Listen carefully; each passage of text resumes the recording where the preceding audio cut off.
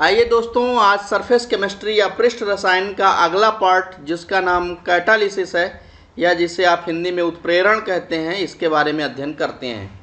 तो सबसे पहले हम लोग करेंगे उत्प्रेरण का इंट्रोडक्शन, यानी कि उत्प्रेरण क्या है।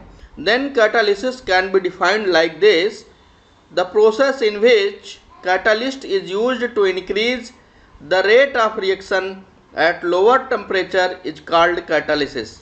राइट, यानी वह प्रक्रिया जिसमें उत्प्रेरक का यूज करके कम ताप पर किसी अभिक्रिया के दर को हम लोग बढ़ा लेते हैं, उसे ही क्या बोलते हैं? कैटालिसिस या उत्प्रेरण। राइट, यानी वह प्रक्रिया, ध्यान दीजिएगा, this is a process. Catalysis is a process, यह एक प्रक्रिया है जिसमें हम क्या करते हैं, किसी उत्प्रेरक के उपस्थिति से या उत्प्रेरक के यूज से अभिक्रिया की दर को, यानी रेट ऑफ रिएक्शन को इंक्रीज कर लेते हैं। ओके, तो इस प्रक्रिया को क्या बोलते हैं? उत्प्रेरण। राइट, आइए थोड़ा इसे दूसरे तरीके से समझते हैं।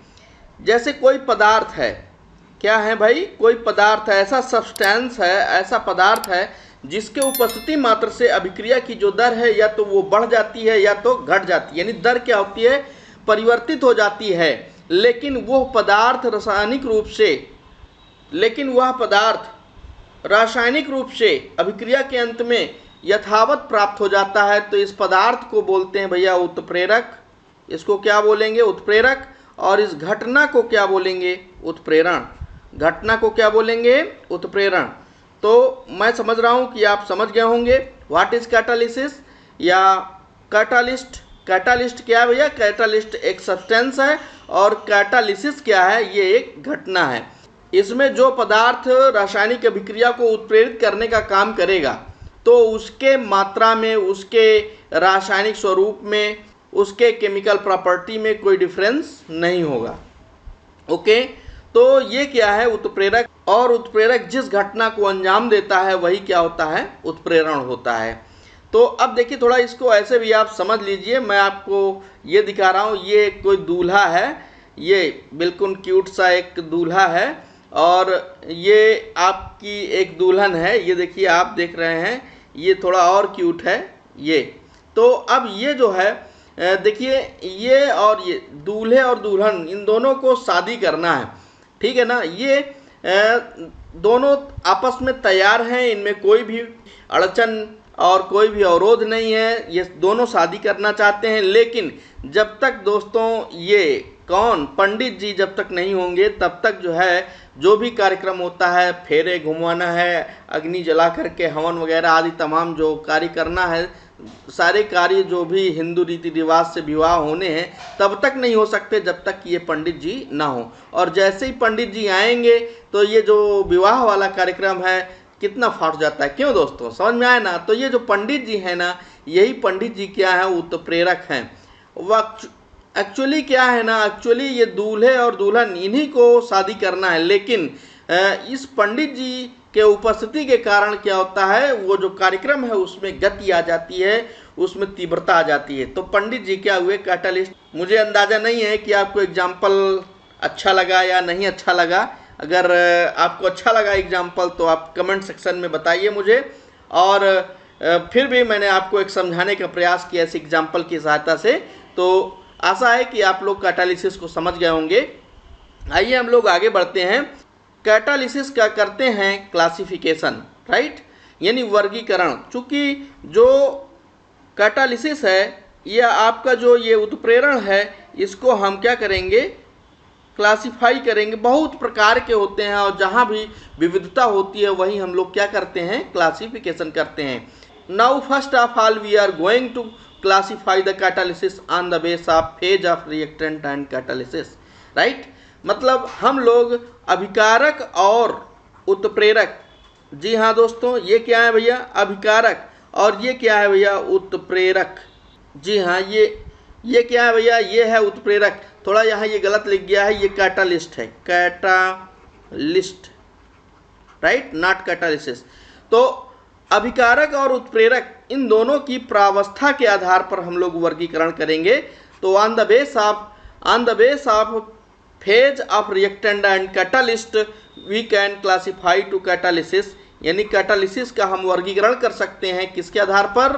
अभिकारक और उत्प्रेरक की प्रावस्था के आधार पर, राइट। इस आधार पर हम उत्प्रेरण को दो भागों में बांट सकते हैं। कितने भागों में बांट सकते हैं? जी हाँ, दो भागों में। एक ये आपके सामने आ गया, देखिए, इसे कहते हैं होमोजीनियस कैटालिसिस या हिंदी में बोलते हैं समांगी उत्प्रेरण।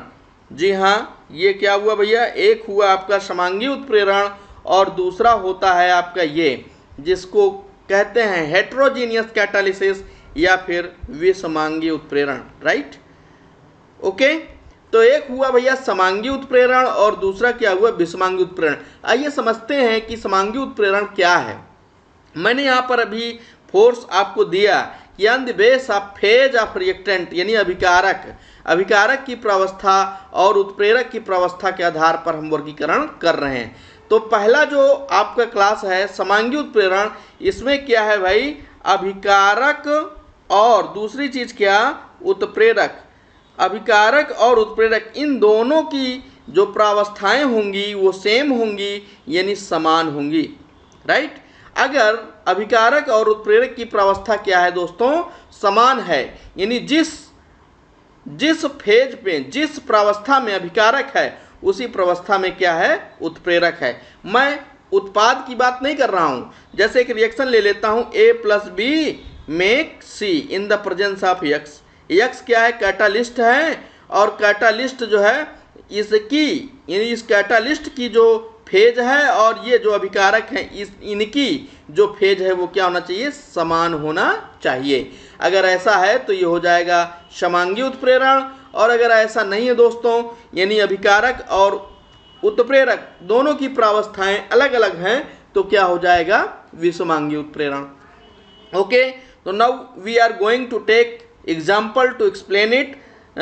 जैसे एक एग्जाम्पल में लेता हूँ, SO2 + O2 in the presence of NO make SO3, right.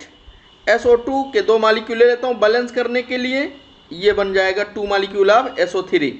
तो अब देखिए भाई, SO2 भी क्या है, गैस है, और ये O2 भी क्या है, गैस है, और यनो जो ये यहाँ पे उत्प्रेरक है ये भी क्या है, गैस है।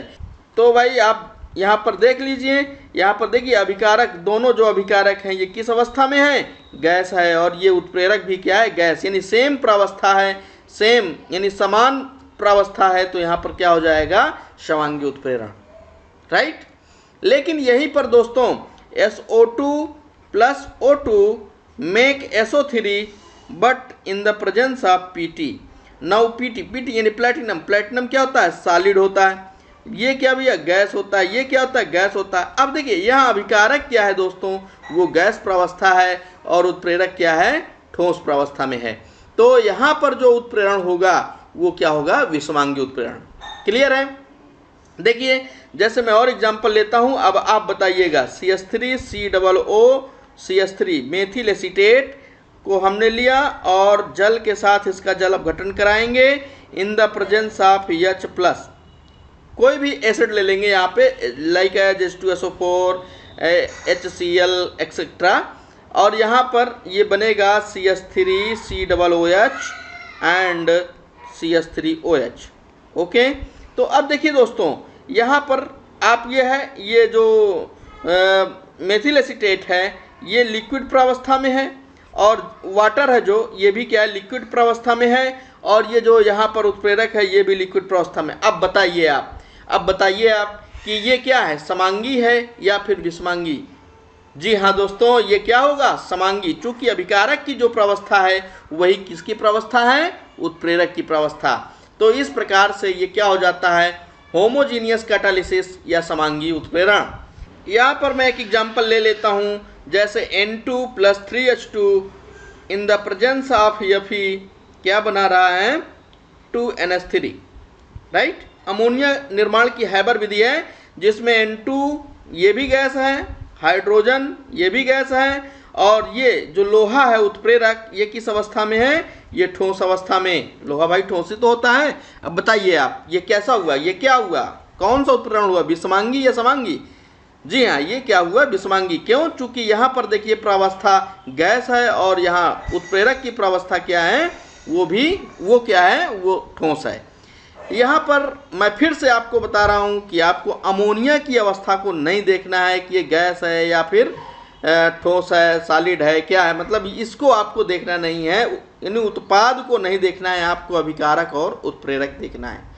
तो आशा है कि आपको ये समझ में आया होगा। आइए आगे बढ़ते हैं। On the base of activity of catalyst है, ये नहीं, ये गलत है, कैटालिसिस नहीं है, कैटालिस्ट, राइट। तो कैटालिस्ट की एक्टिविटी के आधार पर कैसे हम क्लासिफाई करेंगे कि उत्प्रेरण कितने प्रकार के हो सकते हैं। तो बहुत ध्यान से समझिएगा और बहुत सिंपल है, एकदम आपको ऐसे समझाऊंगा कि एक एक चीज़ आपको यहाँ पर क्लियर होती जाएगी। ओके, तो पहला जो आपका क्लास होगा वो होगा भैया पॉजिटिव कैटालिसिस। क्या होगा? Positive catalysis. हिंदी में क्या बोलेंगे? धनात्मक उत्प्रेरण, राइट। क्या होगा भैया? धनात्मक उत्प्रेरण, यानी जो उत्प्रेरण है अपना, उसके एक्टिविटी के आधार पर, जो अपना उत्प्रेरक है उसके एक्टिविटी के आधार पर जो कैटालिसिस है उसका हम वर्गीकरण करने चल रहे हैं। तो वर्गीकरण में पहला जो क्लास है वो क्या हुआ? Positive catalysis.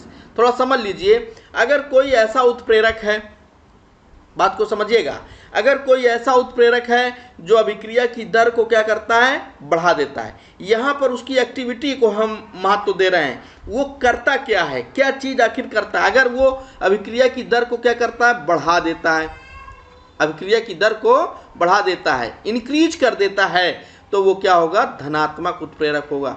बेसिकली दोस्तों, जब भी उत्प्रेरक की बात होती है तो हम यही मान के चलते हैं कि वो धनात्मक उत्प्रेरक ही हुआ, लेकिन कभी कभी क्या होता है, हमको दूसरे प्रकार के भी उदाहरण मिलते हैं नेचर में, जिसमें क्या होता है, अभिक्रिया की दर को उत्प्रेरक घटाते भी हैं। तो अगर बढ़ा रहा है दर तो भैया क्या होगा? उत्प्रेरक कैसा होगा? धनात्मक होगा, और ये जो घटना होगी उत्प्रेरण की, ये भी धनात्मक उत्प्रेरण की होगी। फॉर एग्जाम्पल N2 + 3H2 अभी मैंने लिखा था, और वो क्या बना रहा था? इन द प्रेजेंस ऑफ Fe क्या बना रहा था भैया? 2NH3 अमोनिया बना रहा था। जब नाइट्रोजन और हाइड्रोजन, ठीक है, लोहा की उपस्थिति में रिएक्शन करते हैं उच्च ताप उच्च दाब पर, तो क्या बनाता है? अमोनिया। अब यहाँ पर जो Fe है, Fe दोस्तों क्या करता है? धनात्मक उत्प्रेरक का काम करता है, यानी अभिक्रिया की दर को ये बढ़ाता है। तो Fe कैसा उत्प्रेरक हुआ? धनात्मक उत्प्रेरक। Fe कैसा हुआ? धनात्मक उत्प्रेरक हुआ। क्या हुआ भैया? धनात्मक उत्प्रेरक। ठीक है ना? क्लियर है ना? और ये जो घटना हुई वो कहलाएगी धनात्मक उत्प्रेरण। ओके, घटना को बोलेंगे धनात्मक उत्प्रेरण, राइट।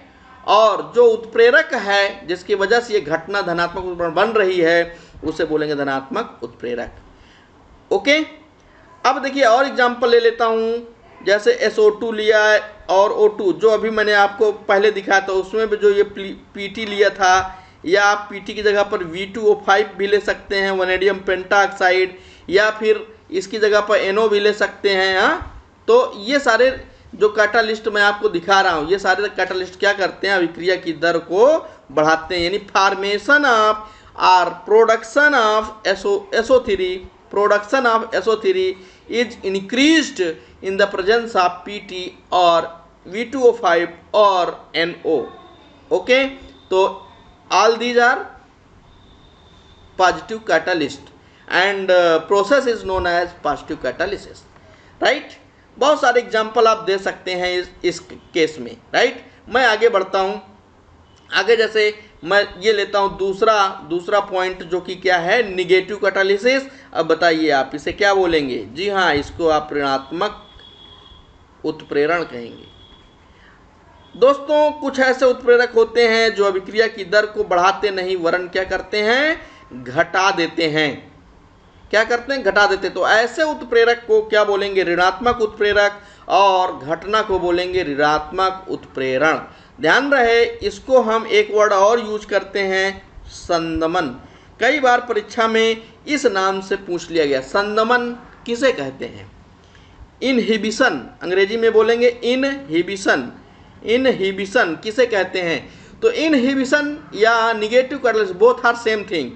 पहले तो हम ये कहेंगे कि वे उत्प्रेरक जो अभिक्रिया की दर को घटा देते हैं वे निगेटिव कैटालिस्ट होते हैं, और जो घटना होती है वो निगेटिव कैटालिसिस होती है, राइट। जैसे एग्जाम्पल लेते हैं, एग्जाम्पल हम ले लेते हैं H2O2 का अपघटन। H2O2 का भाई जब अपघटन होता है तो बनता है H2O and half O2, right, ये बनता है। बट क्या है, अगर यहाँ पर हम PT ला दें तो ये रिएक्शन रेट बढ़ जाता है, यानी क्या होता है, अभिक्रिया की दर बढ़ जाती है। तो हमको PT नहीं लेना है दोस्तों, यहाँ पर क्या लेना है, C2H5OH, ठीक है। एथिल एल्कोहल की उपस्थिति में H2O2 का जो अपघटन है वो घट जाता है, तो एथिल एल्कोहल क्या हुआ, एथिल एल्कोहल क्या हुआ भाई, एथिल एल्कोहल हुआ निगेटिव कैटालिस्ट। और ये घटना क्या हुई, निगेटिव कैटालिसिस या संदमन या इनहिबिशन। या C2H5OH की जगह पर हम क्या ले सकते हैं, यहाँ पर ग्लिसरीन भी ले सकते हैं दोस्तों। ग्लिसरीन भी क्या करती है, इस अभिक्रिया के रेट को क्या करती है, घटा देती है, यानी अपघटन को कम कर देती है, राइट। एग्जाम्पल एक और ले लेते हैं, एक एग्जाम्पल और ले लेते हैं, जैसे हम ले लेते हैं CHCl3, जिसे आप क्या बोलते हैं, क्लोरोफार्म। और इसका जब ऑक्सीडेशन होता है, यानी इन द प्रेजेंस ऑफ ऑक्सीजन, जब ये काफ़ी पुराना हो जाता है तो ऑक्सीजन से क्रिया करके दोस्तों ये बन जाता है फास्जीन गैस COCl2, जो बहुत विषैली होती है। आपको मालूम होगा कि ये विषैली गैस होती है COCl2, और बन जाएगा दोस्तों HCl, राइट। तो थोड़ा इसको बैलेंस करना चाहो तो बैलेंस कर लो, यहाँ पर 2 कर लो, यहाँ पर भी क्या कर लो, 2 कर लो, तो ये क्या हो जाएगा भाई, 2HCl हो जाएगा, राइट। तो अब देखिए, अब ये जो ऑक्सीडेशन होता है दोस्तों क्लोरोफार्म का, तो अगर यहाँ पर आप ले लें क्या, एथेनॉल C2H5OH, राइट, तो क्या होता है, इसका ऑक्सीडेशन रेट घट जाता है, यानी जहाँ इस थोड़ा कम होगी तो वहीं पर इसकी जो एक्सपायरी डेट होगी वो बढ़ जाएगी, राइट। तो ये आपका क्या हुआ भाई, निगेटिव कैटालिसिस हुआ, हैं, घटना क्या हुई, निगेटिव कैटालिसिस, और ये जो उत्प्रेरक हुए या जो ये कैटालिस्ट हुए ये आपके निगेटिव कैटालिस्ट हुए, ओके। आइए आगे बढ़ते हैं। एक और होता है दोस्तों जिसका नाम है ऑटो कैटालिसिस, ठीक है। तीसरा नंबर पर हम ले रहे हैं ऑटो कैटालिसिस, जिसे आप कहते हैं स्व उत्प्रेरण। क्या बोलते हैं, स्व उत्प्रेरण। तो स्व उत्प्रेरण क्या है, ऑटो कैटालिसिस क्या है, स्व उत्प्रेरण, ध्यान समझिएगा। कुछ ऐसे रिएक्शंस होते हैं जिनमें जो बना हुआ उत्पाद होता है वही उत्प्रेरक का कार्य करने लगता है, तो ऐसे उत्प्रेरक को स्व उत्प्रेरक बोलेंगे और घटना को स्व उत्प्रेरण बोलेंगे। थोड़ा एग्जांपल से समझिएगा, जैसे CH3COO C2H5 ले लेता हूं दोस्तों, C2H5 यानी ethyl acetate. What is this, ethyl acetate, note this is ethyl acetate, acetate. तो एथिल एसीटेट ले लिया मैं, और इसका हम करा रहे हैं जल अपघटन इन द प्रेजेंस ऑफ नथिंग, कुछ भी नहीं है। अब इसका जल अपघटन करा रहे हैं, तो देखो यहाँ पर बनेगा क्या, यहाँ पर बनेगा भाई, देखिए यहाँ से ये बॉन्ड ब्रेक होगा, तो CH3COOH और बन जाएगा C2H5OH। तो होता क्या है यार, थोड़ा ध्यान समझिएगा। ये जो एथिल एसीटेट है, शुरू में क्या होता है, जल से क्रिया करके बहुत धीरे धीरे अभिक्रिया को आगे ले जाता है, मतलब बहुत अभिक्रिया क्या होती है, स्लो होती है।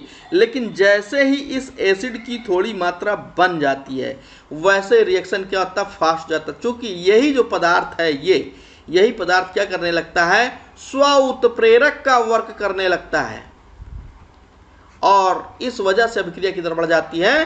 तो इस उत्प्रेरण को बोलेंगे स्व उत्प्रेरण या ऑटो कैटालिसिस, राइट। अगला एक और है, चौथा जो क्लास है, चौथा वर्ग है उत्प्रेरण का एक्टिविटी के बेस पर, वो है भैया इंड्यूस्ड कैटालिसिस, जिसे आप बोलते हैं प्रेरित उत्प्रेरण। क्या बोलते हैं, जी हाँ, प्रेरित उत्प्रेरण। तो प्रेरित उत्प्रेरण क्या है, देखिए ये भी इंपॉर्टेंट है भला, और ये भी अक्सर पूछा जाता है, इन दोनों में से कोई एक पूछ लेता है परीक्षा में कि स्व उत्प्रेरण क्या है या प्रेरित उत्प्रेरण क्या है। तो बहुत सिंपल है, इस तरह आप छाप करके चले आइए जैसे मैं बता रहा हूँ। देखिए इंड्यूस्ड कैटालिसिस में आप सुन लीजिए क्या होता है। इंड्यूस्ड कैटालिसिस में यार कोई अभिक्रिया होती है जो दूसरे अभिक्रिया को प्रेरित कर देती है, यानी कोई एक अभिक्रिया जब किसी दूसरे अभिक्रिया को प्रेरित कर देती है तो उसको क्या बोलते हैं, प्रेरित उत्प्रेरण। एग्जाम्पल से समझिएगा, जैसे Na2SO3, what is this, sodium sulphide, सल्फाइटा, ओके, सोडियम सल्फाइड।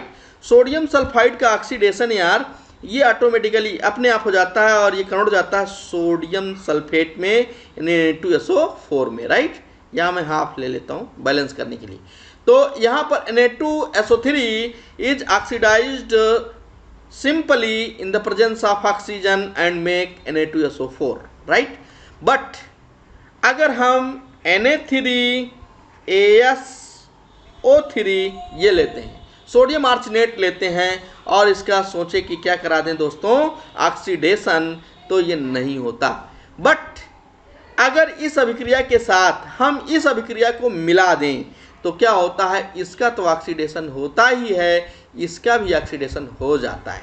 कैसे हो जाता है, देखिए, Na2SO3 plus Na3ASO3 plus O2, then ध्यान दीजिएगा ये बन जाता है Na2SO4 सोडियम सल्फेट एंड बन जाता है ये Na3ASO4, राइट, ये बन जाता है।